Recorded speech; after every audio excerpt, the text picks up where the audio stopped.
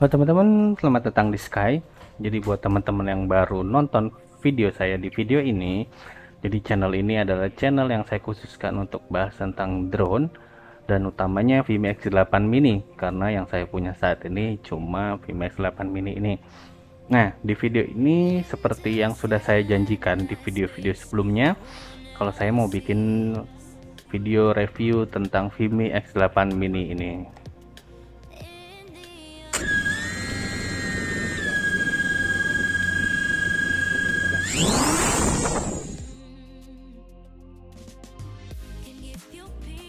Nah, teman-teman mungkin udah sering lihat ya video review dari Vimy X8 Mini ini, dan mungkin udah banyak videonya dari tahun lalu ya.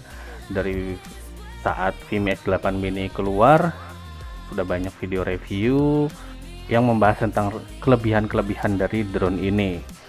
Nah, di video ini saya sengaja saya baru bikin sekarang. Ini sekitar ini sudah sekitar 6 bulan ya dari saat pembelian drone ini. Jadi saya beli drone ini di bulan Juli 2021 dan video ini dibuat di Januari 2022. Jadi kenapa saya bikin sekarang, nggak saya bikin kemarin-kemarin waktu lagi hype-hypenya ya, karena saya sengaja sih emang pengen bikin review jujur yang benar-benar ada plus dan minusnya dari si drone ini. Tentunya kalau baru saya pakai sebentar saya nggak bisa nyimpulin banyak dong gitu. Nah, di sini udah setelah saya pemakaian 6 bulan, jadi saya udah tahu karakteristik drone-nya, plus minusnya. Jadi kayak semacam love and hate relationship ya. Nah, gitu. Jadi saya coba bikin video ini sejujur mungkin berdasarkan pengalaman saya penggunaan drone ini sebagai drone saya satu-satunya yang saya gunakan untuk sehari-hari lah ya hitungannya ya gitu.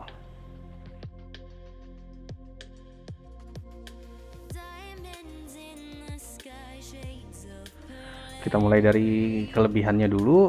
Jadi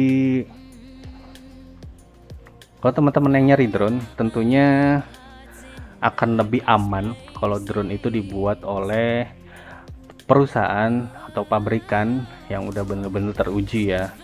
Mungkin kalau DJI itu masih terlalu mahal buat teman-teman, dan teman-teman cari yang kualitasnya kurang lebih sama dengan harga yang jauh di bawahnya, tentunya Vimy ini bisa jadi pilihan. Kenapa? Karena Vimy adalah ekosistem dari Xiaomi, jadi ada brand besar yang dibalik nama Vimy itu, yang tentunya nggak akan bikin produk abal-abal, karena kalau produknya kurang bagus tentunya bakal ngefek ke brand utamanya gitu. Kemudian dari segi harga, drone ini masih di harga 5 jutaan dan menurut saya masih sangat kompetitif ya. Jika dibandingkan dengan DJI Mini 2, tentunya harganya lumayan jauh ya. Dan teman-teman bisa dapat kualitas yang hampir setara. Gitu. Tentunya tetap kalau DJI masih ada plusnya karena dia lebih mahal tentunya. Jadi ada dari teknologinya, dan tapi ada juga banyak kelebihan yang ada di drone ini nggak ada di DJI Mini 2. Jadi teman-teman dengan harga 5 jutaan tuh bisa dapat drone yang bagus banget. Nah, terus dari segi ukuran, drone ini kecil banget nih ya, teman-teman bisa lihat. Ini ukuran drone-nya. Terus ini ada ukuran HP saya. Nih ya. Tuh, segini. Teman bisa lihat ukurannya kurang lebih hampir sama ya. Kayak HP, dan untuk beratnya sendiri hanya sekitar 256 gram aja. Ini enteng banget. Jadi kalau teman-teman mau bawa buat jalan-jalan, buat apa ya, sehari-hari, pergi sehari-hari, tinggal dimasukin ke tas aja, dimasukin ke bagasi motor, bagasi mobil, gitu-gitu. Ini bisa dengan mudah teman-teman bawa, teman-teman keluarin kalau ada momen yang ingin teman-teman tangkap gitu. Jadi lebih praktis karena ukurannya yang kecil. Nah, lanjut ke poin berikutnya, yaitu adalah fitur. Jadi drone mini ini sudah ditanamkan banyak fitur ya. Di antaranya itu ada smart tracking atau follow me mode. Ini berguna banget buat teman-teman yang mau bikin video sambil jalan, sambil naik sepeda gitu-gitu. Jadi dia bisa ngikutin pergerakan kita gitu. Terus ada lagi one tap video. Ini bisa mode roket ataupun drone otomatis gitu ya. Terus ada lagi waypoint. Di waypoint ini teman-teman bisa bikin flight plan. Ini berguna kalau teman-teman mau bikin mapping gitu. Jadi enak banget lah, kita tinggal tentuin ketinggiannya, jaraknya gitu-gitu, dia bisa bakalan terbang sendiri. Terus ada lagi time lapse. Ini bisa untuk video maupun foto. Terus ada live streaming. Ini lumayan berguna juga sih ya kalau teman-teman pengen coba live streaming keadaan dari misalnya kemacetan atau mungkin bencana alam gitu ya. Tapi emang kualitasnya itu nggak terlalu bagus gitu, karena yang di stream itu hanya di bawah 720 pixel ya. Jadi emang agak nggak terlalu bagus untuk yang di streamnya. Tapi untuk yang di save di memory cardnya itu tergantung dengan mode atau kualitas yang teman-teman pilih. Nah, terus ada lagi panorama. Ini salah satu fitur kesukaan saya. Jadi dia ada panoramanya gitu. Ini bagus banget buat ngambil gambar dengan angle ataupun area yang luas. Itu enak banget buat dipakai. Terus ada precision landing. Jadi drone seharga 5 juta ini punya fitur precision landing. Nah, saya punya video tentang percobaan precision landingnya. Teman-teman bisa cek di kolom deskripsi ya. Jadi jarang banget drone di harga segini itu punya fitur precision landing. Gimbal dan kameranya. Jadi drone ini udah dilengkapi 3-axis gimbal. Juga ada kamera yang bisa merekam hingga 4K dengan kualitas 12 megapiksel dan sensor itu 1/2,6 inch Sony ya, CMOS gitu.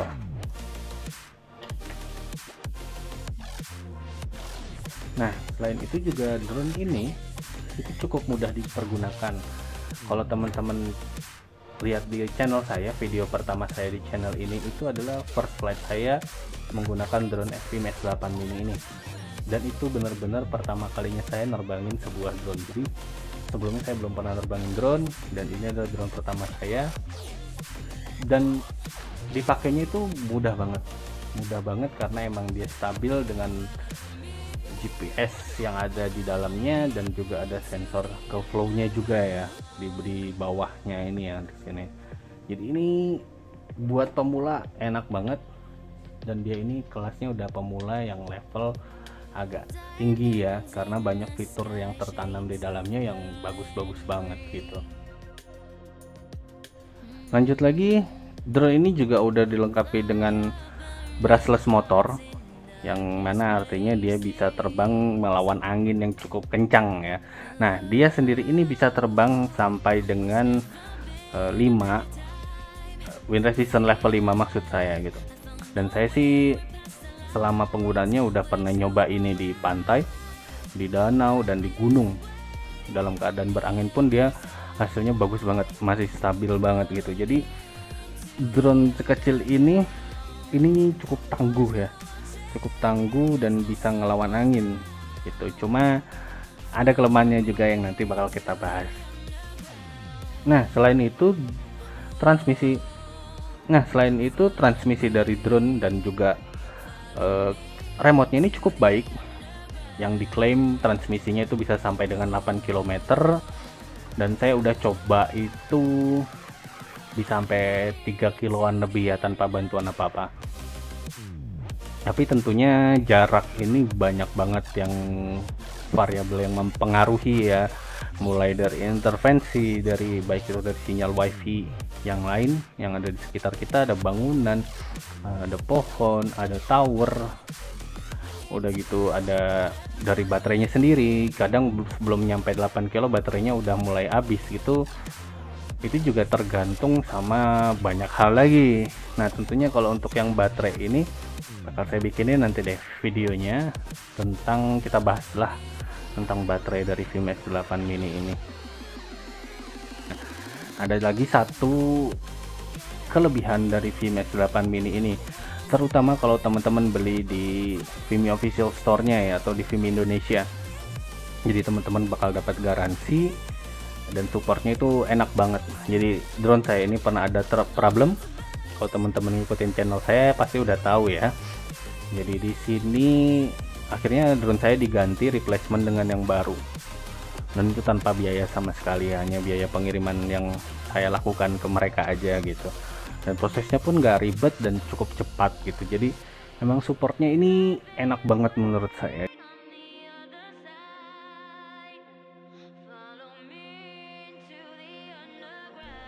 Nah jadi kita lanjut ke kelemahannya. Tentunya setelah 6 bulan pemakaian drone ini, saya ngalamin beberapa masalah atau kekurangan yang ada di drone ini. Nah, kita bakal bahas satu-satu. Yang pertama tentunya adalah yang sering juga banyak yang dikomen oleh teman-teman yang nonton video-video saya, itu gimbal miring. Jadi Vimy X8 ini punya kelemahan di gimbal yang suka miring, dan ini sudah dikonfirmasi juga oleh beberapa rekan-rekan saya yang menggunakan Vimy X8 mini. Bahkan juga ada yang punya drone DJI mini itu juga punya masalah yang sama. Nggak tahu itu mungkin penyakit dari drone mini atau gimana, saya juga kurang tahu ya. Jadi dia suka miring hasilnya. Jadi biasanya kalau teman-teman nerbangin gini terus teman-teman belokin, kadang dia ininya nggak center lagi, nggak horizon lagi, nggak sesuai horizon lagi. Jadi dia bakal agak miring sedikit, kayak di video ataupun foto yang udah pernah saya bikin, dan itu emang cukup ngeganggu. Tapi emang masih bisa diakalin sih di editing, jadi tinggal di rotasi sekitar 1-2 derajat aja sebenarnya udah cukup. Cuma emang kadang kalau teman-teman pengen buru-buru gitu sih nggak bisa edit itu, emang agak nyusahin juga. Tapi ini sebenarnya kalau saya lihat sih kayaknya emang dari firmware-nya ya, mungkin dari software dari drone ini mungkin bisa diimprove oleh tim Vimy ya, dari pabrikan Vimy. Mungkin kalau nonton video ini bisa dibikinin update firmware untuk mengatasi masalah gimbal miring ini, yang biasanya itu terjadi kalau kita habis yawing ataupun habis belok, kadang dia nggak balik lagi, bukan nggak balik lagi sih, apa yang namanya, agak miring gitu. Terus yang jadi masalah lagi adalah kalau kita bikin top down view, jadi sekitar 90 derajat ke bawah, itu ketika kita majuin dia bakalan naik posisinya ke atas, jadi dia nggak bisa stay di 90 derajat. Saya udah coba jalan pelan, mau jalan kenceng juga sama aja, dia gimbalnya selalu nggak bisa stay di 90 derajat. Jadi kalau nerbangin pengen 90 derajat ya harus kita kasih input loop ke bawah terus segini. Itu pun kadang tetap masih dia bakalan naik, begitu berhenti ataupun berubah arah dia pasti langsung balik lagi naik ke 80-an derajat gitu. Jadi ya itu cukup mengganggu sih menurut saya dari top down view ini, utamanya kalau teman-teman yang mau bikin video top down view ataupun bahkan untuk mapping ya, itu agak mengganggu di sini. Terus yang sering saya alamin itu adalah FPV-nya kadang putus-putus, nggak tahu kenapa sih ya, saya juga bingung. Tapi saya udah coba mau itu di perkotaan maupun di pantai, yang saya sering terbang itu di pantai kan tentunya nggak ada intervensi dari bangunan ataupun wifi atau dari tempat-tempat lain gitu. Itu kadang masih suka putus-putus walaupun jaraknya cukup dekat itu, jadi kayak patah-patah gitu, entah kenapa gitu. Tapi sih nggak terlalu mengganggu ya, cuma bakalan mengganggu banget kalau teman-teman terbang rendah dan ada obstacle di sekitar situ, teman-teman bisa nabrak gitu, bisa nabrak, bisa jatuh gitu. Terus baterai ya, baterainya ini dia dibikin dengan dua tipe baterai, yaitu standar dan pro. Yang agak masalah sih kenapa nggak dibikin jadi satu aja gitu, entah itu pro baterai aja ataupun standar aja gitu. Kalau yang saya lihat sih ya, kalau yang standar ini bikin drone-nya itu beratnya jadi lebih dari 250 gram, dimana di beberapa negara itu kalau di atas 250 gram harus ada lisensinya, jadi nggak bisa diterbangin kayak kita di Indonesia ini yang bisa bebas gitu. Tentunya ini bakal mengganggu banget dan bakal mengurangi penjualan ya, makanya mungkin dibikin lagi baterai pro yang lebih ringan. Sebenarnya sih kenapa nggak dari awal aja gitu dibikin baterai pro semua gitu, jadi lebih enak, nggak perlu milih-milih gitu, harganya juga nggak terlalu beda jauh pasti kan, karena emang yang harga baterainya sendiri kalau baterai standar ini 600, harga baterai yang pro itu 800. Jadi kalau saat pembelian awal ditambah 200 pun menurut saya sih nggak terlalu masalah gitu, tapi nggak perlu punya dua jenis baterai yang berbeda gitu. Nah, salah satu kelemahan lainnya yaitu ini dia remote-nya dia, karena posisinya dijepit di sini HP-nya, jadi ini lebar banget ya, ini lebar banget, dan di sebelah bawah sini agak kurang, kalau saya sih ngerasa kurang ada pegangan. Cukup nyaman sih sebenarnya, cukup nyaman dan cukup bisa dipegang, tapi emang bener-bener ngepas gitu. Kalau mungkin ada tambahan lagi sedikit mungkin akan lebih enak gitu. Dan ini juga agak terlalu lebar, tapi nggak masalah juga, cuma emang jadi lebar banget aja gitu, jadi kalau megangnya jadi rada aneh gitu sih. Tapi kalau lama-lama teman-teman udah terbiasa juga sebenarnya sih nggak apa-apa gitu.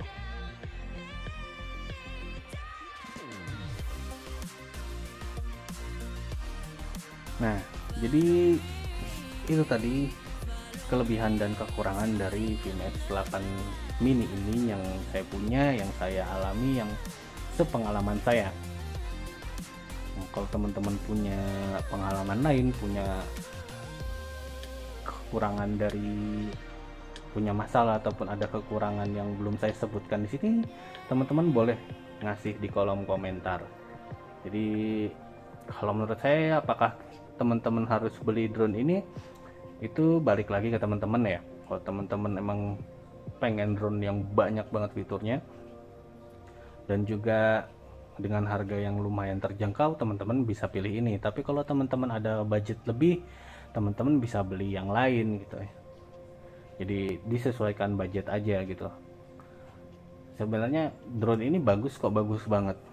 Saya juga suka, dan ini saya juga pakai sehari-hari, masih enak dipakai dan mudah banget pengoperasiannya gitu. Jadi cukup segini aja video ini, semoga bermanfaat buat teman-teman. Jangan lupa di subscribe channel ini, dan kalau bermanfaat boleh di share ke teman-teman, ke komunitas, ke saudara gitu.